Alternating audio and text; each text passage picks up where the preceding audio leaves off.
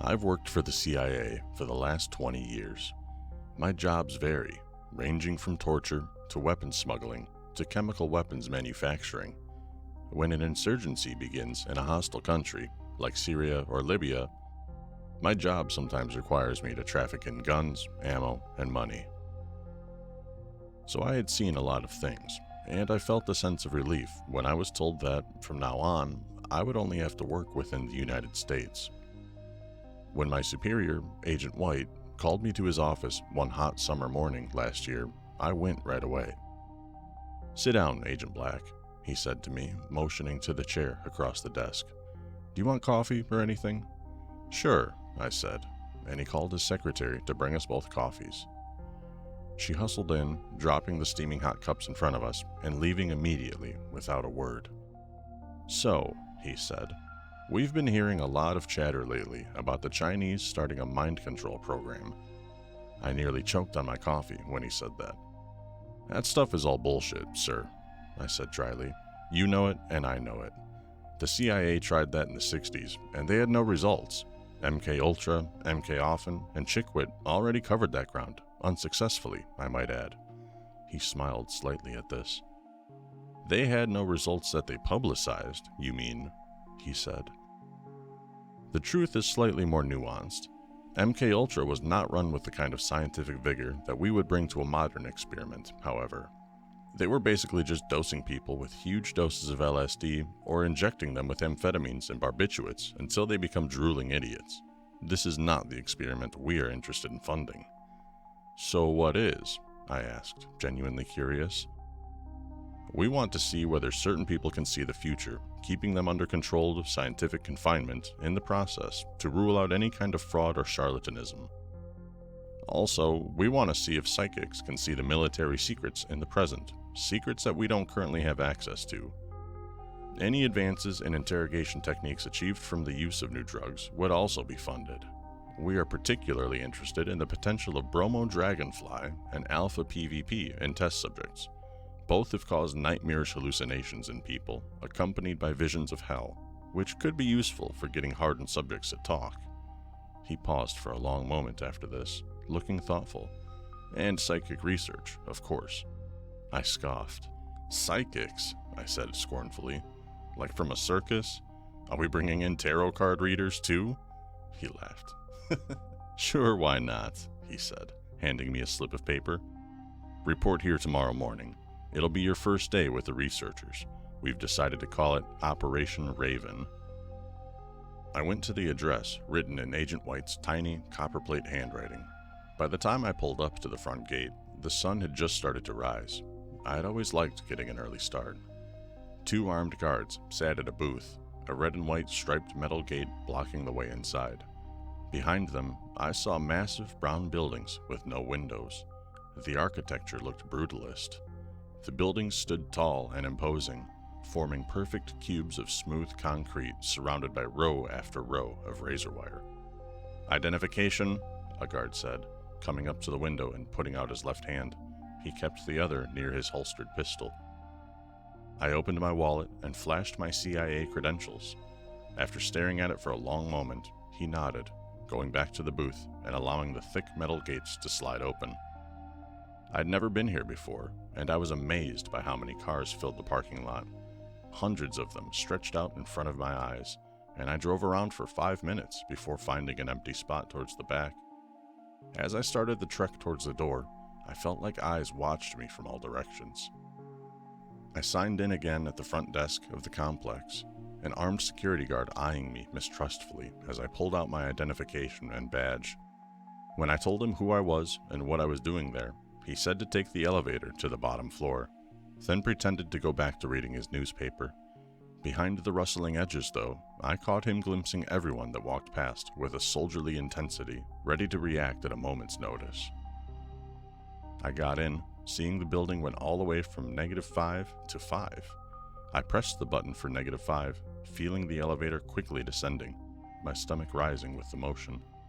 When it dinged and the doors rolled open, I found myself standing in front of a large laboratory.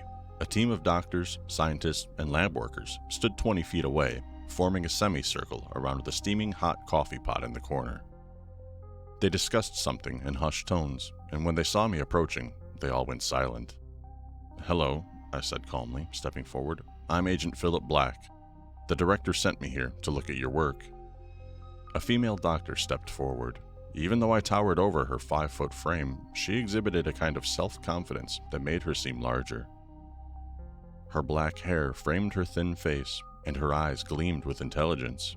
She smiled, showing straight white teeth. Her stylish glasses reflected the bright fluorescent lights overhead. "Nice to finally put a face with a fake name," she said, grinning. "My name is Dr. Lander." I didn't react, simply looking around at the chemistry equipment and computers set up. "Where do we keep the subjects?" I asked. She nodded at a narrow hallway at the far end of the large laboratory. "I'd like to see them." "You can see them all you want," Dr. Lander responded, "but we're about to start an experiment. Perhaps it would be better if you saw our research firsthand before talking to the subjects. Things will make more sense, I think, if you watch." "Sure," I said, tearing my gaze away from the narrow hallway. It seemed to beckon me, cool and dark in the corner. I suddenly felt very hot, and the lights seemed too bright overhead. Dr. Lander turned and headed towards a room in the corner. I saw a chair welded to the floor, with straps hanging down from both sides.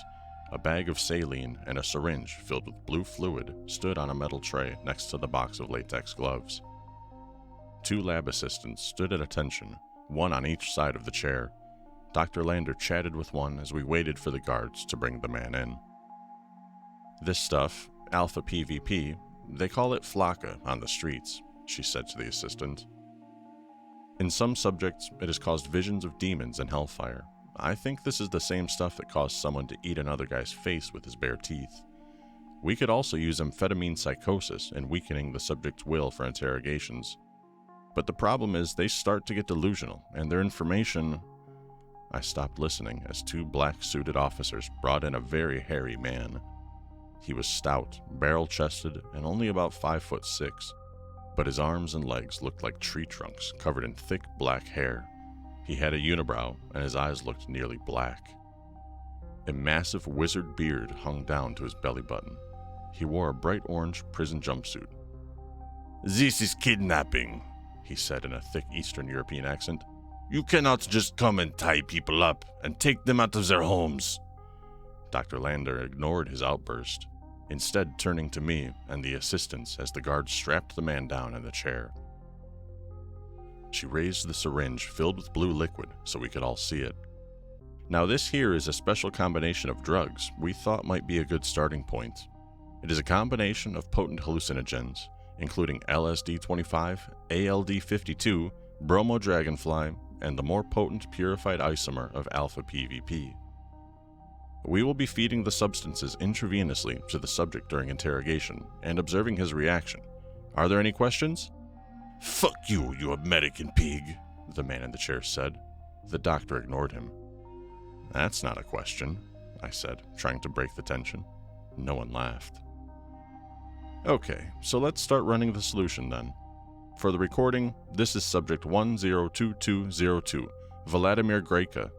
She nodded at the lab assistant, who stood next to the IV line feeding into the man's arm. "Go ahead."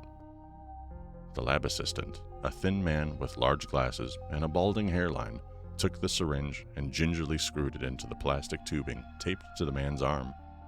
The blue fluid mixed with the clear saline as it fed into the man's vein, the dark cyanotic color lightening as it went.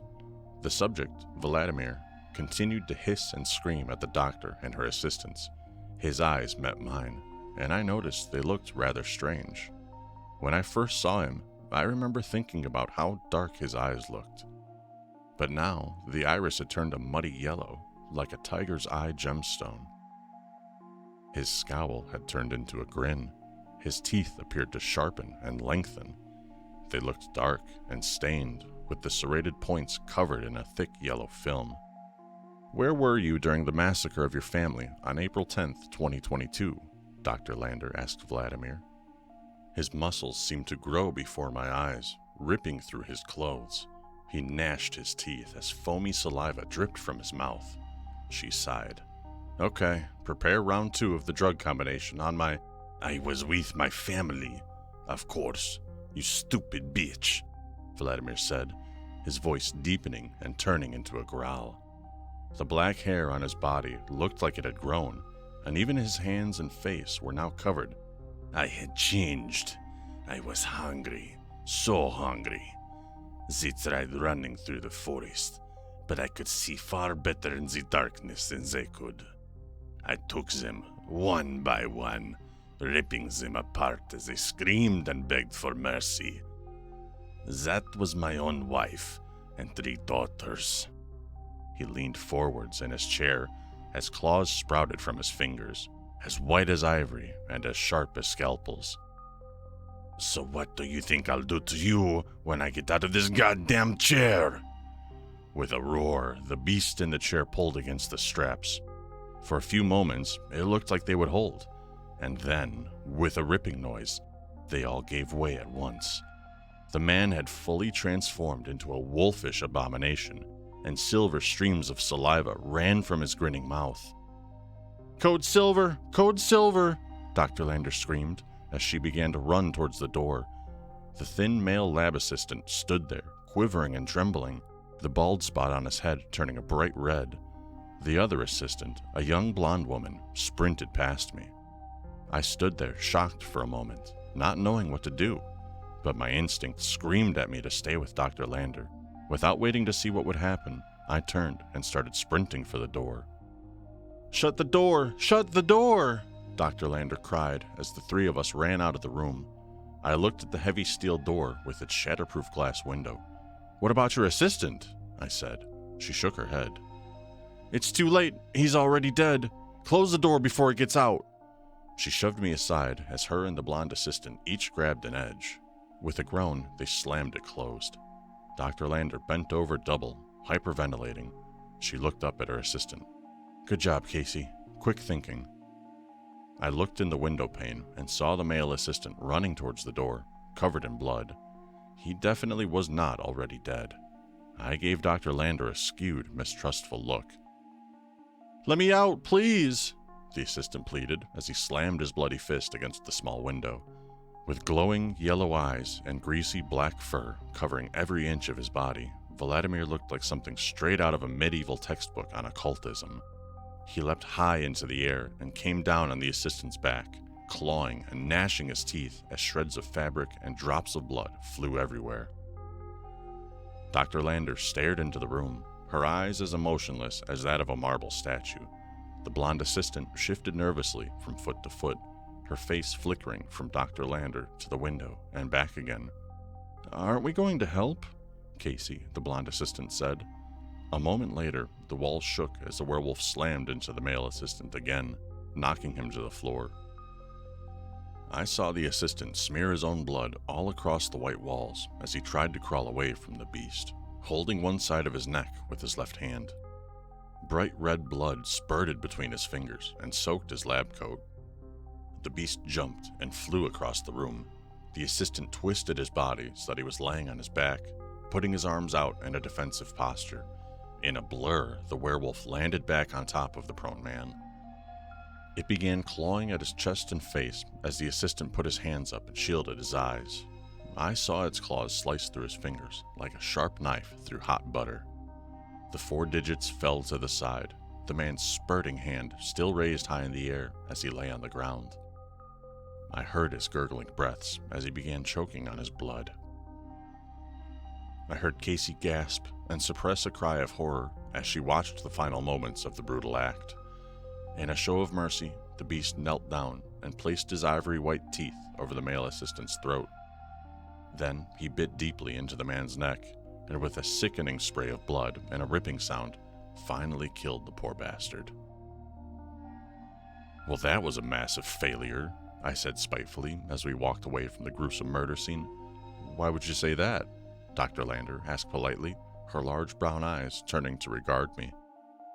"I mean, your guy is definitely dead," I responded with incredulity.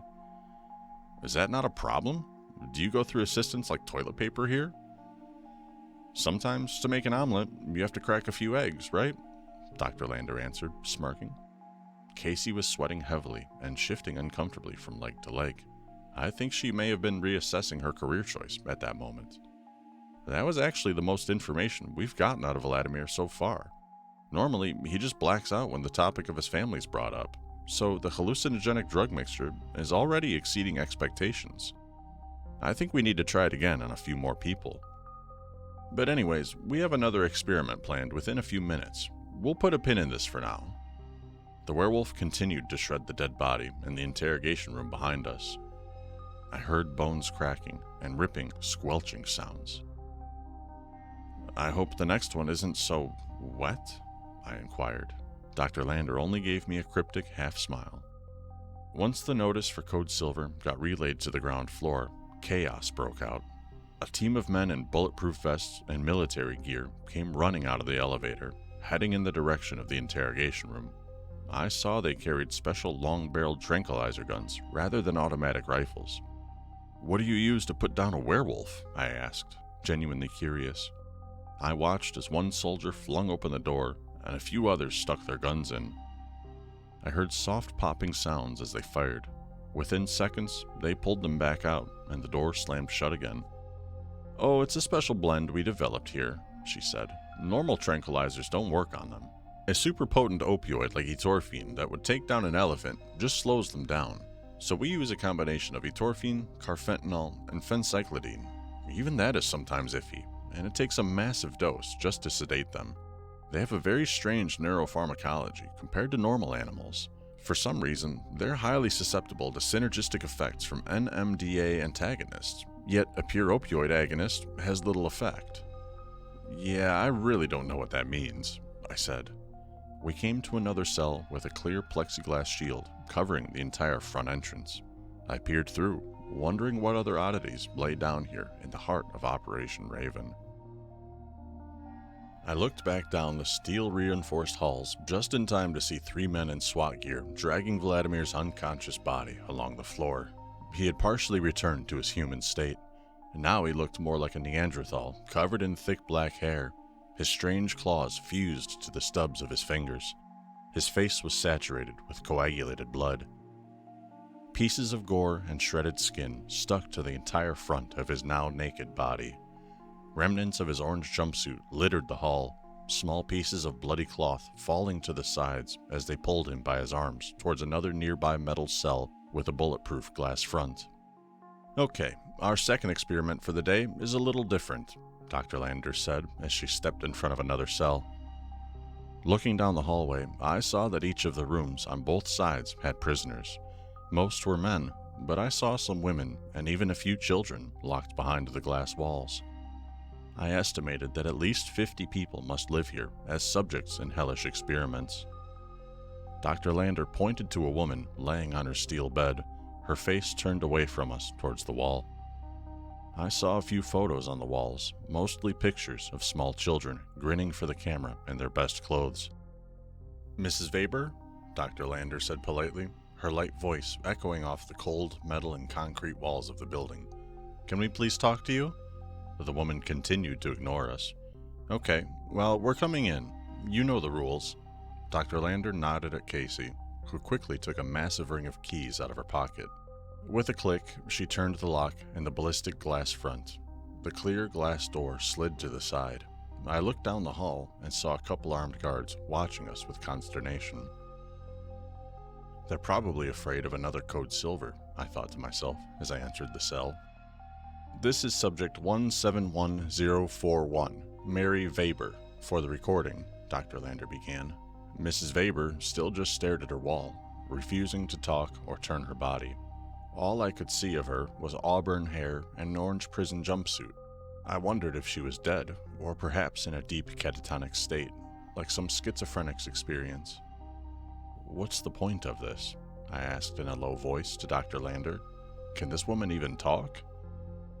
"Yes, she is physically capable of speech," Dr. Lander said, which didn't seem like an answer to the question. "We just have to get it out of her." "What are we testing?" I asked. "Psychic research," she answered. "Mrs. Weber here is capable of seeing events occurring in other parts of the world.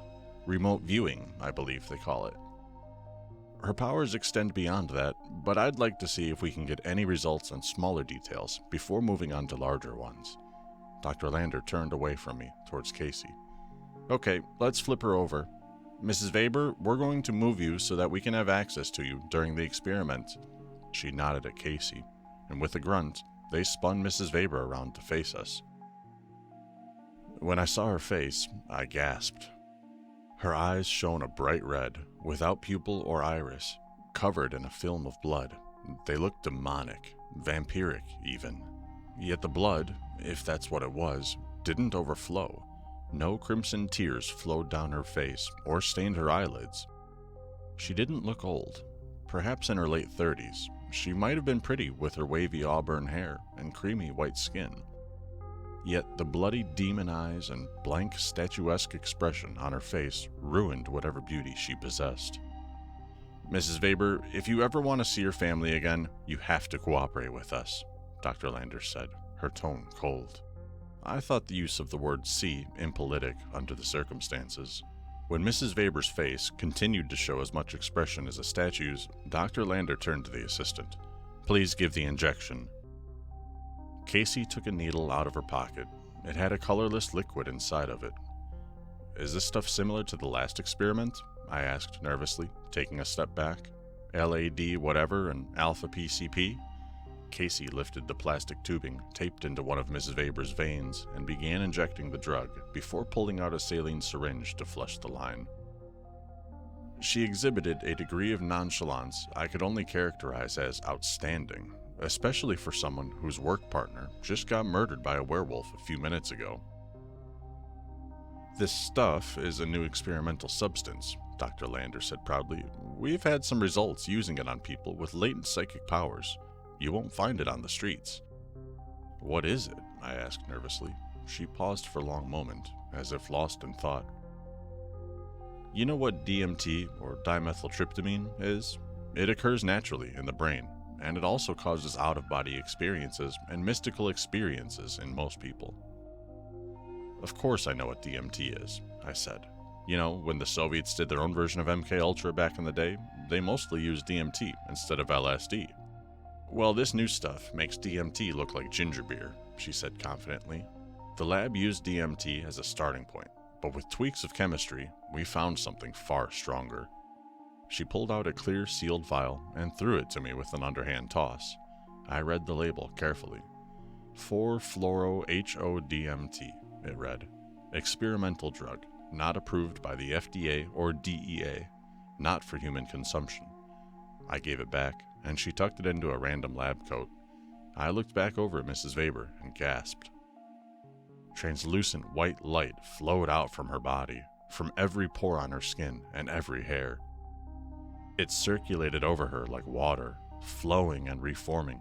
Her mouth formed an O of horror and fear, a silent scream dying in that gaping black hole. Casey stood next to the woman, her eyes wide as she backed up a couple steps.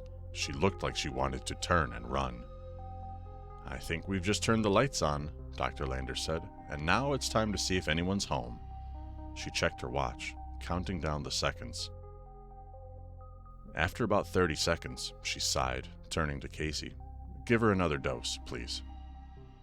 Casey seemed to grow paler, but she took another syringe filled with the clear liquid and began to inject it into the line.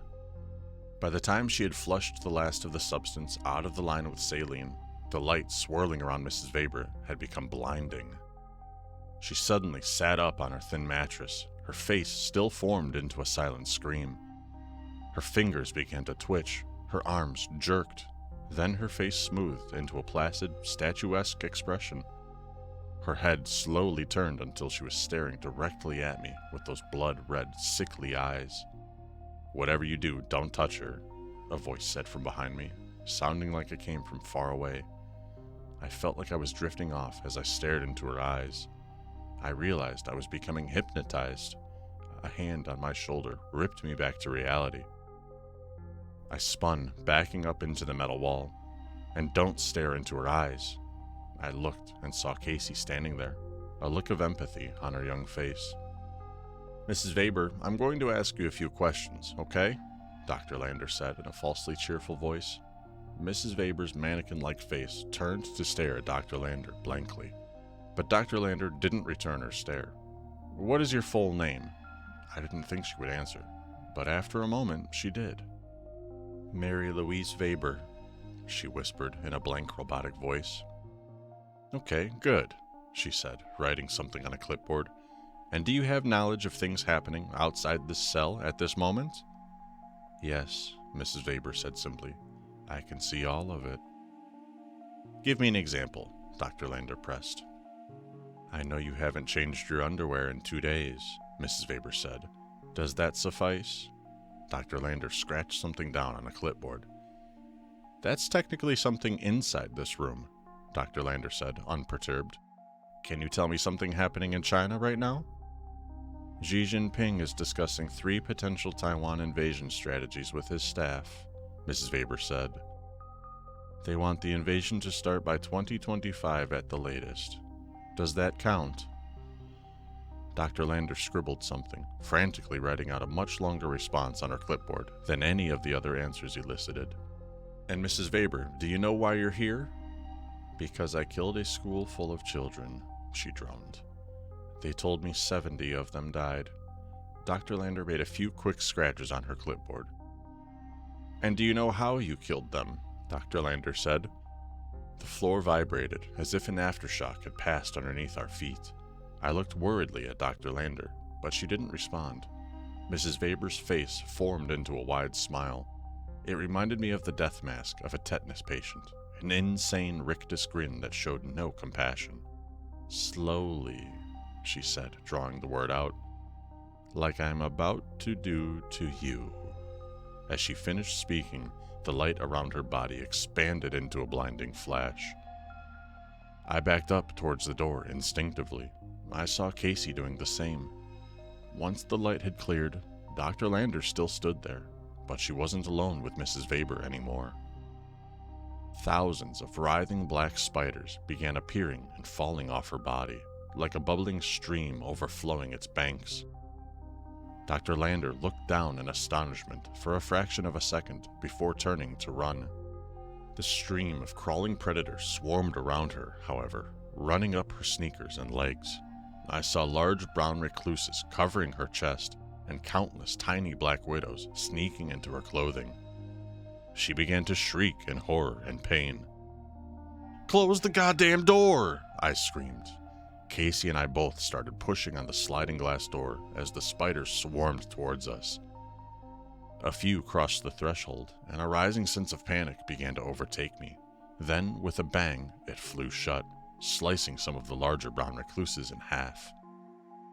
A small stream of a few black widows skittered towards my shoes, but I began stomping them, seeing their tiny bodies squashed onto the concrete floor below. Next to me, I heard Casey breathing hard, muttering some incomprehensible prayer. I looked back in the cell and saw Dr. Lander stumbling around, a sprinting human pillar of spiders. They swarmed in her mouth, in her ears and eyes and nose, biting, skittering, and jumping all over her body. She shrieked over and over, trying to pull them out of her mouth and nose, trying to smash her body against the wall to kill them. But after a few more seconds of countless bites, her voice began to give out. She tried to walk towards the door, putting her arms out towards us, and then stumbled and fell. Her arms and legs still twitched as she died on the cold floor below us. "We'd better go call a code black for this," Casey said, regretfully. Yeah, you're right," I said. "I'm sure the guards will love this one." Casey shrugged. "They're used to it," she said. "This project is going to need a lot of work," I said, turning to face Casey. "You still want to be a part of Operation Raven after all this?" "As long as you're in charge," she said, smiling.